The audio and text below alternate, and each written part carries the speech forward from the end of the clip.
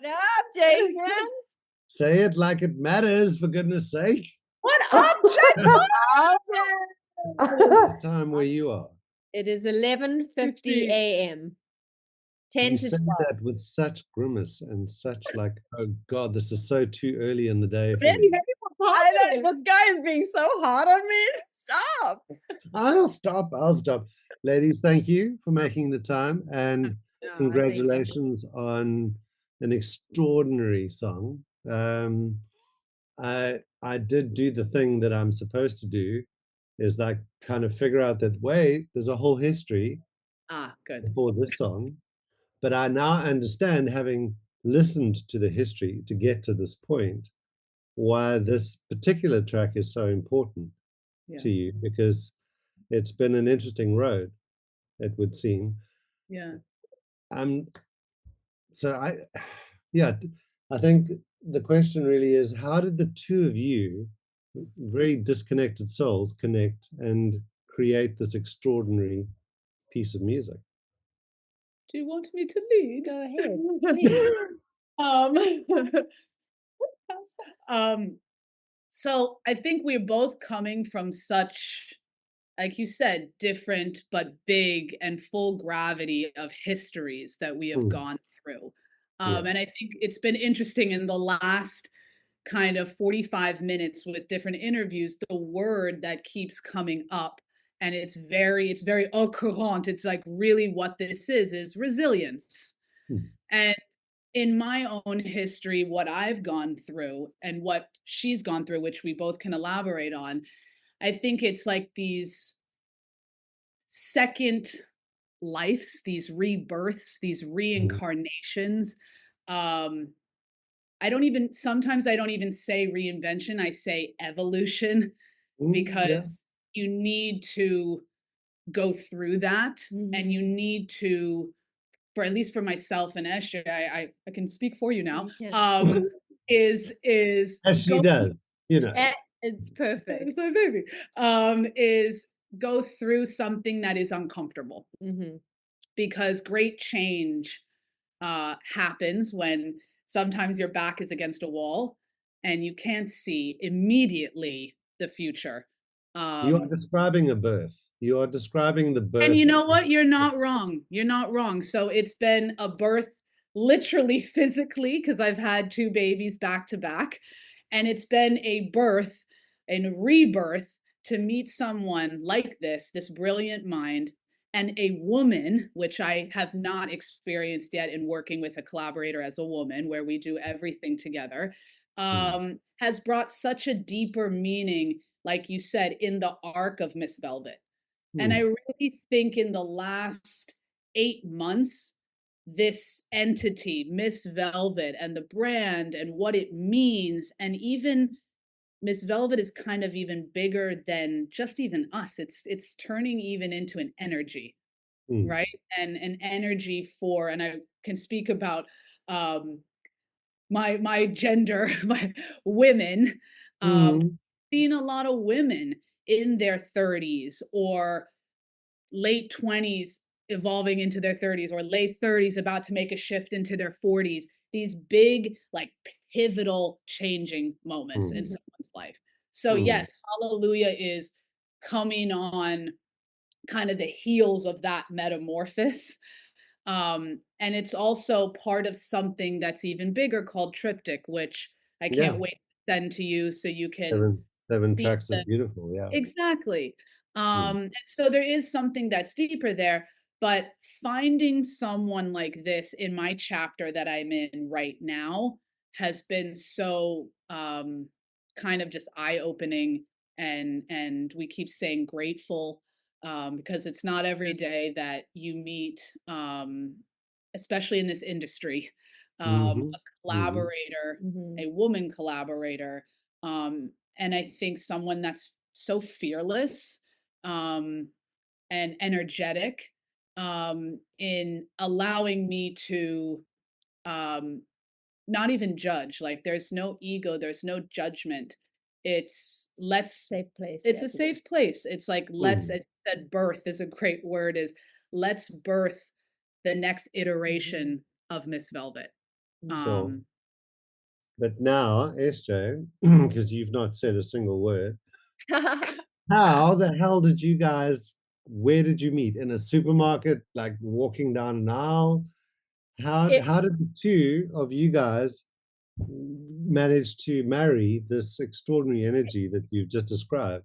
It's been such a wonderful connection, because to back up a little bit as well, we both have such similar journeys and similar devastation with past projects. Which hold back, just dial back. Devastation, absolutely. You know, when you bodies have to be found, no bodies, but we both had, she had a project before this, that, you know, there are, and I had Stealing Love Jones, which many years ago, and they both ended in an abrupt way that was just, these were your baby, everything. You were in relationships with the people in your bands, and everything gets severed. So both coming in from a slightly guarded point of view, our managers had connected us, and we had a Zoom just like this. It was meant to be a 5-minute, let's just have a let's chat. Get to know each other. She wasn't sure whether she wanted to, was ready to work with a woman in production songwriting, and there is history there, but we had a Zoom, and it literally went on for like 6 hours. We were just chatting and couldn't stop. It was wonderful. So it was basically like a blind date. Totally. Exactly. And so I explained my process of how I like to collaborate when writing a record. I really believe in full integration, the way that you know, the Hendrix used to do it back in the day, or you know, the Stones, is that they would go and live in a house together for a month. They would write the record, they would eat, sleep, breathe together. It would be in this bubble. And so I said, this is how, if I could have it my way, this is how we would do it. Let me move in with you for a month. Let's write a record. So I moved in with her and her husband, and their 1-year-old. It clearly went well, because you clearly went well after 3 years of living together. Incredible. So it was just this amazing energy where it's just we're in the kitchen in the morning having coffee together, and the baby's screaming, and it's just wonderful, you know, to be a part of all of this beautiful life, which is then sewn into these songs. Well, it's real, right? It's real. Totally. So that was I think we met in December, and I think we did that in like the January or something. It was so fast. Like this January. No. This was 3 years ago now. 3 years ago. Because there's a record before this. You guys have been busy. Okay, but now, yes. We have a record before this called Traveler, which you must listen to the title track. Traveler. I haven't. I think you will love it. And I didn't see you on that. I wasn't aware that you were part of that journey as well. Oh yeah. Absolutely. So we then, when we started recording Traveler, we found out that she was pregnant with her second child. So it was all of this, you know, energy and amalgamation of wonderful energy, and then to get to this point of the triptych, of which you are seeing the finale, which was Hallelujah. Just such an incredible creative process. And all of this, the triptych is a very different sonic journey to Traveler. And this was done with intent. This was done purposeful, because we wanted the listener to have that gritty lo-fi experience with us. Dare I say it, that basically Triptych is the album that Traveler needed to happen in order to achieve Triptych. So it was kind of like a startup, a warm-up, or whatever you want to call it. But Triptych is the true Miss Velvet. That is the person Yeah. that you can relate to the most, the person that you like the most, the person that, because for a whole bunch of reasons, this is, and there's 7 tracks, right? So we're not talking 10 or 12 or 15. You've been able to encapsulate that in 7 tracks. Yes. Jason, which, that's brilliantly said. That's exactly right. It was such an important moment to go tunnel vision with with Traveler first, to get to know each other. It's like there's surface stuff happening, but in order to get super, super deep, and in order to present something weird and strange and beautiful and safe with Triptych, it's different. It's a 14.5-minute sonic and cinematic short. It lives in its own entity. Like even bringing it to Esjay was, I saw this, it was a full download that came through a meditation, and it was like, it was something that I saw visually, and then to bring it to someone, and I knew she could do this, where it's you're not seeing it yet. It's coming from a place where I'm saying we're basically going to write a soundtrack to a film. Yeah, you're channeling something. Channeling. But to have that, like you said, that workup of that 1.5 years of feeling comfortable and safe, and then coming in and saying, okay, this is Miss Velvet. Like, this is how far I want to take this, and then further. Yeah. I mean, it's interesting because I wouldn't say you sacrificed the first album to get to this album, but that first album was critical in being able to, because from what you're saying is that it's disarming, right? Because you don't know which way this is going to go, because probably for the first time you're being entirely true to yourself, where you're not creating a character that you think that pop culture, rock culture is going to embrace, right? So you're just going, this is me, like, and you kind of have a moment and you have a brief hug, because this is probably the most honest, I would say, having listened to all of this, that this is a true representation of who you are. Wow. I'm grateful for you to say that to me, because it's been a very challenging journey. I've purposely chosen to, have my own record label, and I am through Sony.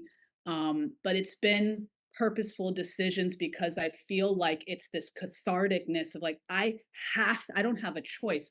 I have to get out this representation of, I do not have a choice. And it's been hard because it doesn't fit in the norm, and it's definitely super authentic, but it doesn't fit in this rock thing, and it doesn't fit in this pop lane, but it's Miss Velvet. It just is Miss Velvet. So what it is, right? It is what it is. Itself. It will define itself. It will define itself. When you listen to the 2 singles that have obviously been released so far, I forget the first ones. Yes, thank you, Strut, which I love, but the same energy that Strut has, Hallelujah has, in a very weirdly connecting way, that energy carries through in a very different song with a very different, but yet what I get is I get confidence, I get sheer bloody mindedness, call it what you will. But that level of confidence, never mind, and we'll get to the styling part, hopefully, before we finish the score. Extraordinary styling, but the level of commitment that you've made to every aspect of this process, and Esjay, we'll come back to you, that you had to consider, how do you present someone like this? Because you present it perfectly, but then how do you honor that with a production, which you've now delivered, Esjay, that is mind-blowing? The 2 of you are like perfectly, you should get a room. That's all I'm saying.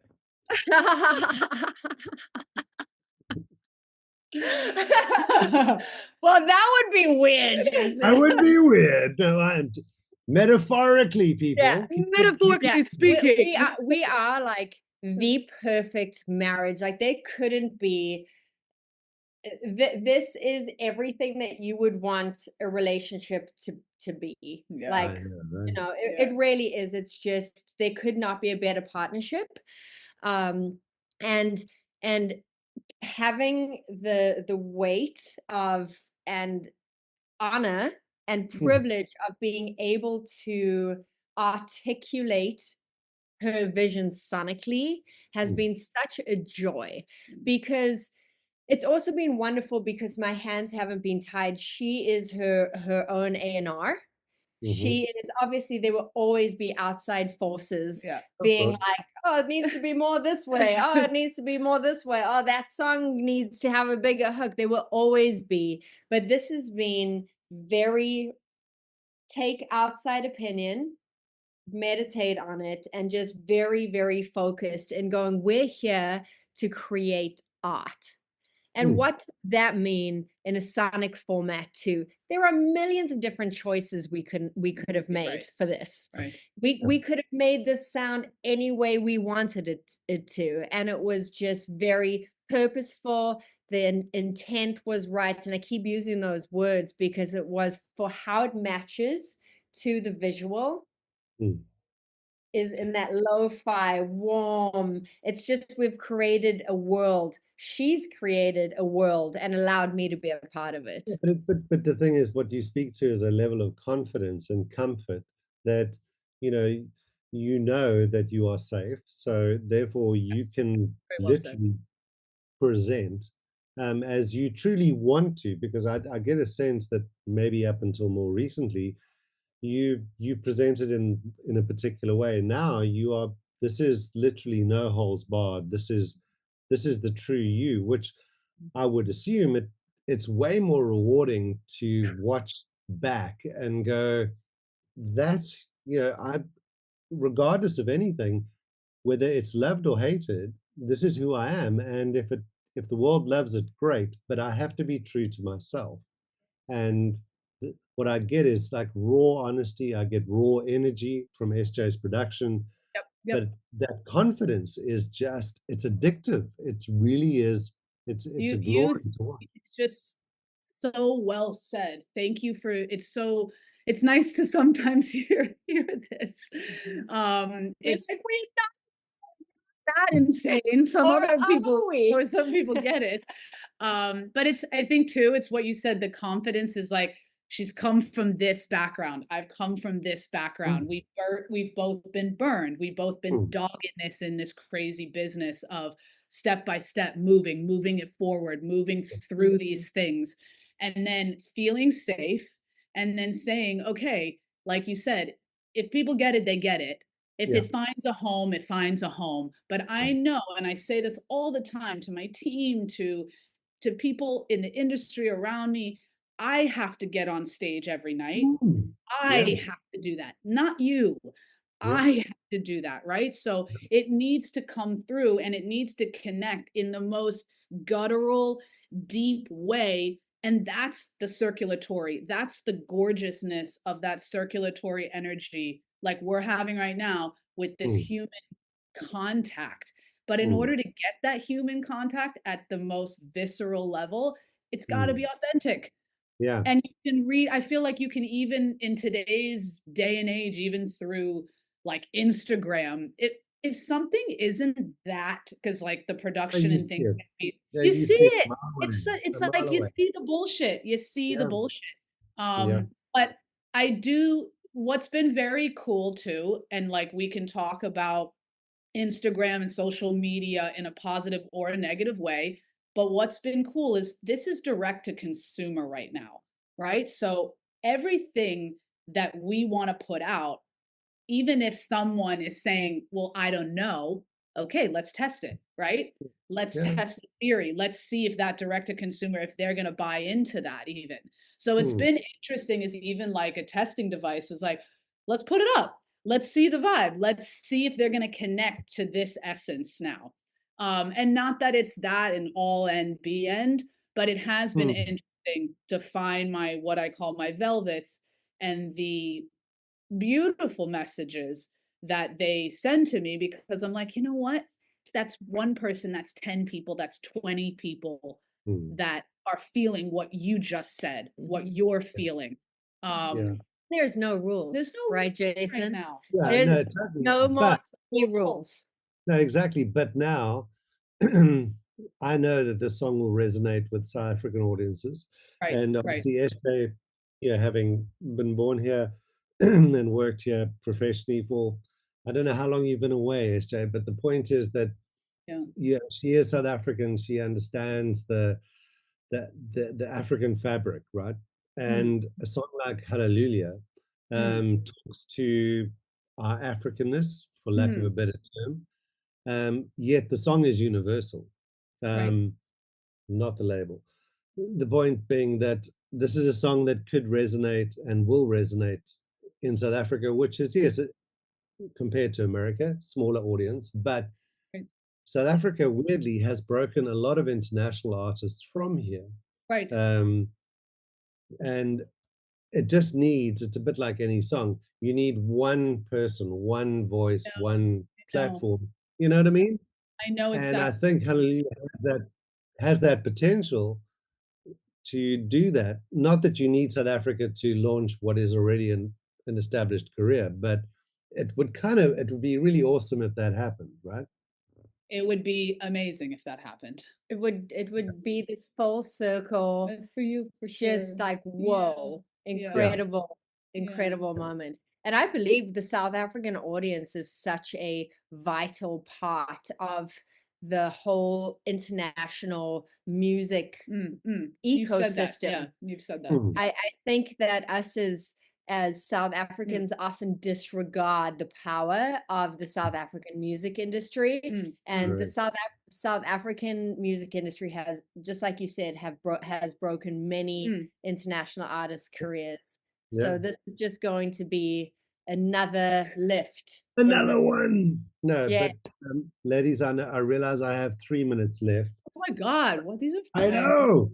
Where did the time go? We can go a little. We can go over a little bit. I think is 12:15 our next one, Mel? Yes, it is. Okay. Well, he can wait 5 more minutes, right? You can just tell him we're running 5 minutes late. Okay. I don't want to get off with Jason. Yeah. Well, okay, we can wrap it up in one. I want to go through the recording process of let's just keep it to Hallelujah. Take me through the journey of that song. Okay. So Miss Velvet and I wrote every part of that song, every piece of music, all instrumentation, the lyric, melody. So we wrote that song at her home in Malibu. She now has moved out to New York, but we wrote that. It has a very California, out west kind of feel to it. And so that was definitely a part of what came through. For sure. We had just bought a 12-string, a Guild 12-string acoustic guitar.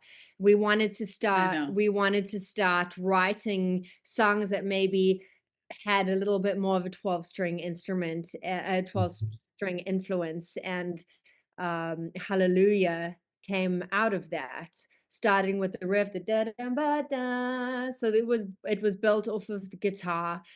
We were very conscious about the production on this.